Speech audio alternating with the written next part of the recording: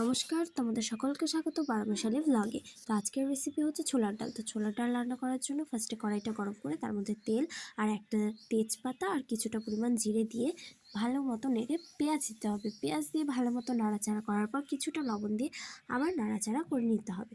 তারপর টমেটো কুচি দিয়েও ভালো মতো নাড়াচাড়া করে নিতে হবে। ভালো করে নাড়াচাড়া করার পর এটার মধ্যে খানিকটা হলুদের গুঁড়ো দিয়ে দিতে হবে। আর হলুদের গুঁড়ো দেওয়ার পরেও এটাকে কিন্তু ভালো মতো নাড়তে হবে। তারপর এটার মধ্যে দেওয়া হচ্ছে কাঁচা লঙ্কার বাটা, আর এখানে দেওয়া হচ্ছে রসুন বাটা আর পেঁয়াজ বাটা। ভালো মতো তারপর নাড়তে হবে আর এই মশলাটাকে কষাতে হবে। তারপর এটার মধ্যে ধনের গুঁড়ো আর জিরে গুঁড়ো দিয়ে দিতে হবে।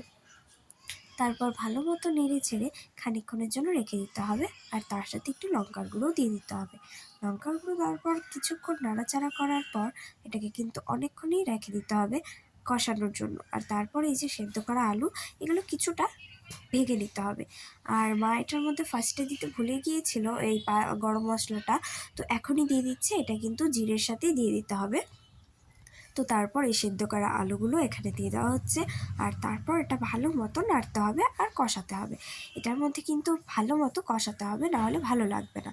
আর কষানোর পর এটার মধ্যে ডাব যে হয়, ডাবের ভেতরে যে নারকেলটা থাকে, ওই নারকেলের পেস্ট দিয়ে দিচ্ছে। তারপর এটাকেও ভালো মতো নেড়ে চেড়ে নিতে হবে। আর সেদ্ধ করা ছোলার ডাল এগুলো দিয়ে দেওয়া হচ্ছে। সেদ্ধ করাটা দেখানো হয়নি, নাহলে অনেকটা টাইম লেগে যেত।